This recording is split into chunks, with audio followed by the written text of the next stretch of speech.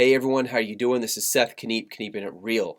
Today I'm going to show you how to find huge potential products that don't turn into a dead weight on Amazon. Have you ever been in a situation where you find a product, you're excited about it, you go through all the steps you were told to do. You know, it fits in the shoebox, it's under a pound, it has less than 500 or less than 200 reviews, it has everything you need, doesn't have too many competitors, and you start to sell it and you wonder, why isn't this thing selling? There's a reason for that. And today, I'm going to cover exactly what the real issue is. At the end of this video, I have a special announcement, something I'm very excited about to share with you guys. So wait to the end, and I will share it with you. First thing to understand is anytime you are hunting for a product on Amazon, you are not really looking for a product. You are looking for a solution to a need or a want that your customer has. Understanding the difference moves your mind from focusing on products to focusing on markets, and that is a huge difference. It is instinctive for us to think that if I find the right product that's selling really well and I do what they're doing, I can make a ton of money. The problem with that is it kills creativity, you're no longer differentiating, and you're putting your hope in the wrong place, and you're going to be really disappointed very likely. There was a day where you could do that on Amazon. You can't do that anymore. It is too saturated. I'm not saying it's too saturated to make a lot of money. I'm saying it's too saturated for that elementary level of thinking. Let me give you an example. Imagine that I found this lighter on Amazon, and I'm really excited about it because I realized this thing is selling like crazy. And so I think, oh, I'm going to go find one on Alibaba or DHgate or AliExpress, and I'm going to post it, and have really good photos and nice description, and I'm going to make a lot of money too. It doesn't work like that because I'm thinking about the wrong thing. I'm putting my hope in this. And why would someone buy mine instead of someone else's unless this is better somehow? But the only way to be able to actually make it better is if I'm thinking about the solution it provides. People do not buy a lighter for the sake of a lighter. They don't buy this and put it in the drawer and leave it there. They buy it for a reason. No one loves lighters. They love what it does. And what does this do? It helps me to start a fire in my living room. That sounded horrible. Okay. It helps me to start a fire in the fireplace to keep the house warm. I need a lighter to light the log. This is providing a solution. It keeps my family warm, it keeps the house cozy, and it smells good, and it even creates an ambiance. Now think about the four things I just said. I said the house warm, cozy, ambiance, family comfortable. Think about those four things are four ways I can market this. I'm already thinking about the purpose of the lighter. And then instead of being fixated on my product, I'm fixated on the solution it provides, which opens your mind to be creative and to think about how you can differentiate your product and make it better than the rest. The best way to absolutely crush the competition on Amazon is to make sure your product does everything the best competitors do and then fixes all the problems they have. Let me show you by example exactly what this looks like. Let's pretend we're on a Mazeout and you're looking for products. And so you click up here, and by the way, make sure you get the desktop application. The browser extension is about to expire. You do not want to lose your data there. So transfer over to the desktop application. It's super easy. Just go to Mazeout.com, download it, install it, you're good to go.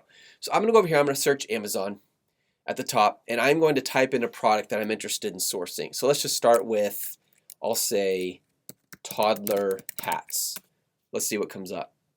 And over here, it's loading to tell me if there's any potential product that I could sell. Okay, I found one right there. If I click on that, it takes me right to it.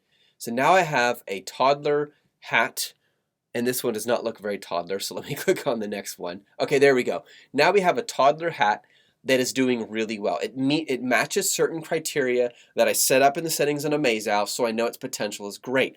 I just saved myself like 20 minutes to find this product by using a Mazeout. Use a Mazeout if you can. It works on Amazon.com. The next thing I'm going to do is click on Save. And now that it's saved, I'm going to come up here to Potential Products. And I will scroll down to my toddler hats. Here it is. And I'm going to click on Track This Product. Now this step confuses a lot of people. What do I actually need to type in? Take out one word from the title. The one word that if you take it out, the title no longer makes sense. That would have to be cap. Oh, and hat as well. So Q and seat, baby boys, cool knit, warm winter. Makes no sense. What are you selling? Winter? But you can see the keyword, the seed keyword is going to be hat, it's going to be beanie, it's going to be cap. So take the one that you think is the most relevant I'll just say cat this time. No, actually, I'm going to go with hat because it's more generic. So that's the core word. The next thing I need to do is find the keyword that makes this unique. Now, obviously, Q and Sweet is their brand name, so I don't want that. It is a baby's hat or a boy's hat. Those are super relevant. Warm, nope, that's too specific. I need something that's more generic. So I'm going to try, let's see, baby boy's hat. Baby boy's. Okay, so I'll come over here and say baby hat. There we go.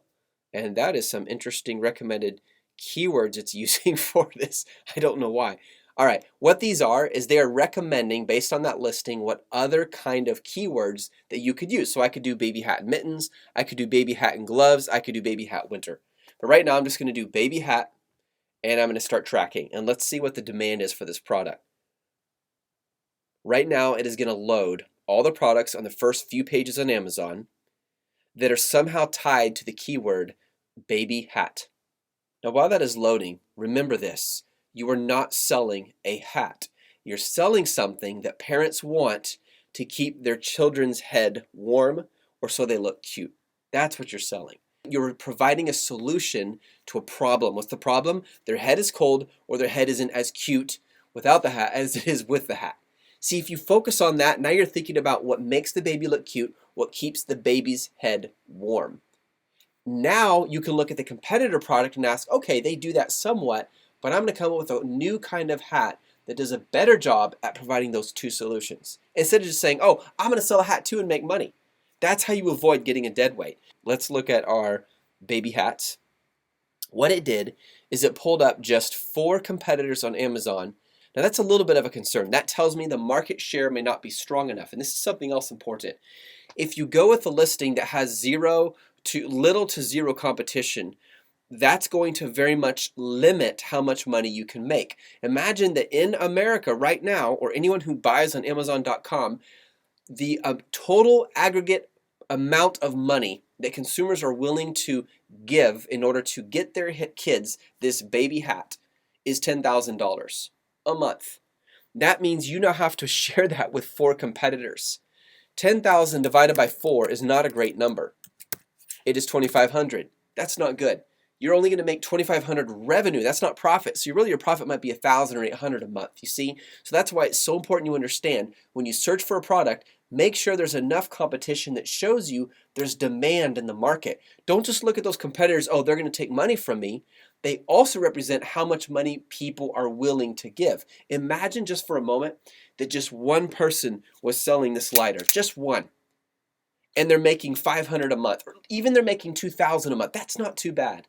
But were you to invest in getting the same kind of product or a product that resolves the same issue and start selling it yourself, chances are you're not going to make that much money because they're already making they're making a decent amount for one person. But now if you do that, you have to split that between you and them, assuming all things are equal.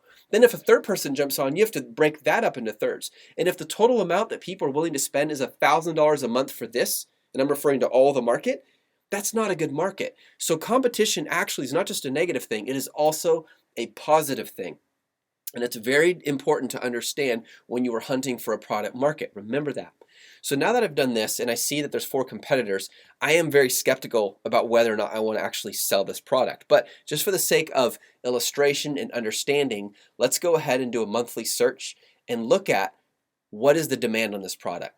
So I see the demand for baby hats is very high. It is 230,000 according to Merchant Words. So there's a whole lot of people who are searching for baby hats. So I'm going to close that. I'm going to wait for it to reload. There it goes. Notice the reviews, 300.5. This means the middle of these 4 competitors, the middle one, either number 2 or number 3, has 300 reviews. This is not an average, it's the middle. This tells me I have a definite chance of beating the competition because even the greatest has only 911. That's not that many when I consider that the lowest number is 247. So I definitely have a very strong chance at getting my product ranking. The other thing I'm going to look at is Google Trends. How is it trending on Google? And this isn't just searches. This is anything where there's a new product that's starting to be talked about a lot. And there's a lot of buzz around that product. That's what Google Trends is showing you. And as you can see, it's had a consistent climb since 2004. and obviously every December or October. Let me check this. Yeah, so every time around the holidays, obviously there's a rise. Yeah, because people were getting hats because their kids' heads are cold, or because they're selling it for Christmas, or maybe for Halloween. So I'm going to close that. That's going to load the Google Trends. Now I'm getting a more full picture of what the market is. Now remember, we are not looking at baby hats, okay? We are looking at a market. We're trying to understand what is the demand for this market. Now I'm going to show you a super cool little tool you can use to really understand the demand, because when you use merchant words or keyword inspector or keyword dominator, they're not really pulling that data from Amazon. They may be pulling the autocomplete, and by autocomplete I mean this. If you go to Amazon.com and you just start typing in baby hat, see all these different terms that come up? A lot of keyword tools will give you those terms. That's why if you go over here and I type in baby hat on merchant words, it's going to give me all these different ideas for keywords. These are autocomplete or related keywords. It's what Amazon naturally populates when you start to type a phrase, because that's what's commonly searched. That data is helpful. But the search volume, the number of searches you're getting a month, is not super helpful always, because it gives me an idea of the demand, but it's not the same. Someone searching on Google is not the same as someone searching on Amazon. So I'm going to show you a super cool way to find how the demand is inside Amazon without having to go to Google. And check this out. All you do is you go over here to Keyword Inspector, and you can actually get there. It's not expensive at all. You can pay $20 a month for credits to get the reverse ASINs. And if I grab, let me go back over here. I'll go to competitors and reports, and I'm just going to grab the ASIN number to one of the top competitors for baby hats on Amazon. Let's take this one. So I click on that link right there. That'll open it up in Amazon. I come up here, I grab the ASIN. That's the ASIN right there. By the way, another way I can find it, so if I come down here, you can see the same letter or code there. And I come over here and I type in that key here on Keyword Inspector, right under New Reverse ASIN Search. What it is going to do, I make sure USA Extensive is selected and I hit Start. What it will do is it will find all the keywords that people searched, and as a result of that keyword, this listing came up. Now that keyword may have been in the listing, in the title, the bullet points, the product description, or on the back end, or not. But if it was somehow related to it or connected or suggested by another product, you know how when you go to Amazon you can pull up one product and then it'll show you other suggested products? And if they search that term and then clicked on this one, Keyword Inspector is finding all that data, and it's going to give me an idea of what the demand is inside Amazon. So now I just click this little blue link right here. It'll pull it up for me. I click download to CSV. I come over here to find, and I'm going to open it in Numbers, which is my favorite spreadsheet tool. And now we can look at the demand. Now I'm going to ignore the keyword position. It's not very helpful. I just hit hide on that column, and you can see boy's hat comes up 102,000 times. That is a lot of demand. Hats for toddler boy, 75,000. Q and Sweet baby boy's hat tool, 36,000. Toddler winter hat pink, 6,000. So if I just took these four right here and selected them all, I can see on the bottom that the demand is 219,000 a month. I could even take out the brand name here, and now I can see down here it's 183,000 a month. The demand for this product is very strong. This is giving me data from inside Amazon. Amazon does not provide their keyword data outside of Amazon. That's what a lot of people get confused about. They go to a keyword search tool, it says Amazon, they click it in, they think that's on Amazon. Well, it's related, but it's not the same. And so again, let's rip back the curtain, let's show the Wizard of Oz for who he really is. That's not what's going on, but this gives you inside data. That's why I really like Keyword Inspector. Thank you, Keyword Inspector, for providing this awesome tool. So now that I have that information, I can come back here to a Mazeout, and I realize I have a very strong potential product. Now I'm going to remove this one because obviously that's extremely irrelevant. So now I just have 3 competitors only for this product. Definitely a concern. However, having said that, I can actually add on more keywords if I want in order to make this more effective. So all I need to do is see where it says research. I click on keywords monitoring, and I can add more keywords to better understand your market. Because again, it could be that there are 3 people in Florida searching baby hat, but there's 14,000 people in Colorado searching toddler beanie hat. You see, they're both looking for the same thing, but different people talk and speak in different ways based on their culture and their life experience. Therefore, I need to collect all the relevant keywords to find out what the real demand is for my product. So this time, I'm going to type in toddler beanie, and I can add this to my list of keywords to understand the demand. Now that I have toddler beanie typed in here, you can see right here, toddler beanie. It's now going to have to collect data on it.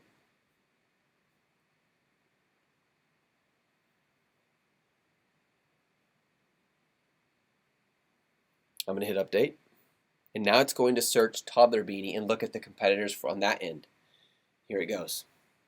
While that is hunting, let me use another example. Pretend that you found this product on Amazon.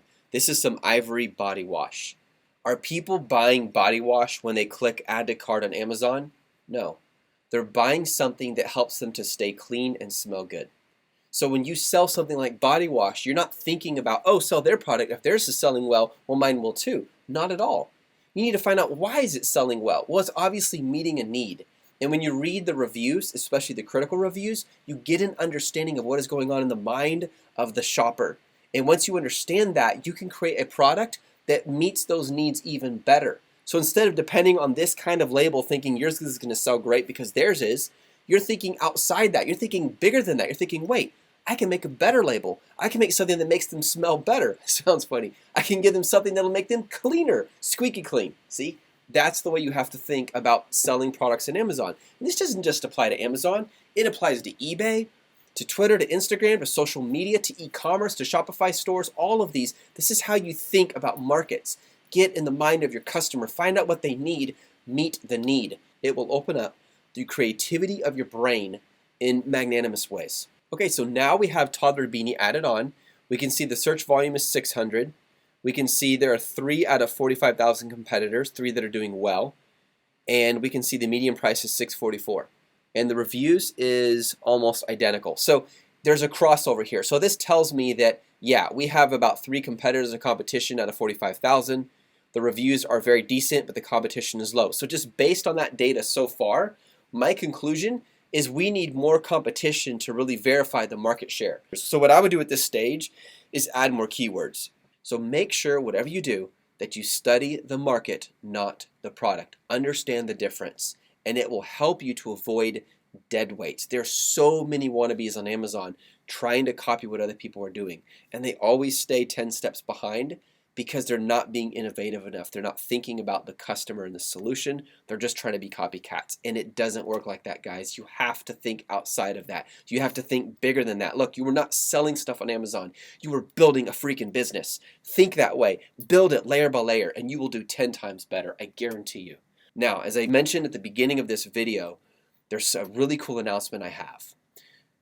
Within the next few days, we will have the top list of the best Amazon reviewers for Germany, for Canada, and for the UK.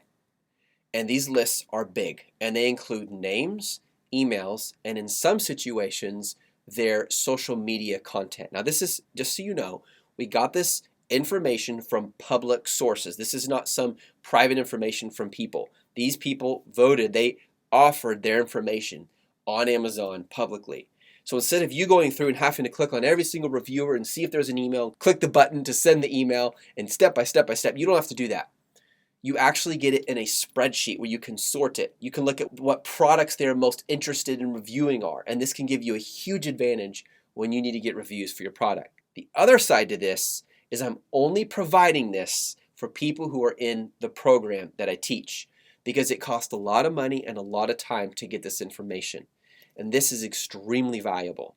So if this is something you're interested in and you're also looking for coaching, my team can help you. I no longer work alone. I have a team of 4 coaches and a whole bunch of other people who help you succeed. Obviously, we don't guarantee success. It cracks me up when people email me. They're like, hey, as long as you can guarantee the product you send me will work, as long as you can guarantee I'll be successful. And I'm like, no, I can't guarantee you that. I would be a charlatan and a liar if I did. The only person that gets between you and success is you. I will do everything I can to help you get there, but that is your job to buck up, carry your cross, and go up that hill and make it happen. All right, this is Seth Kniep'n It Real. If you want those lists, let me know, and I hope you have an awesome day. Bye.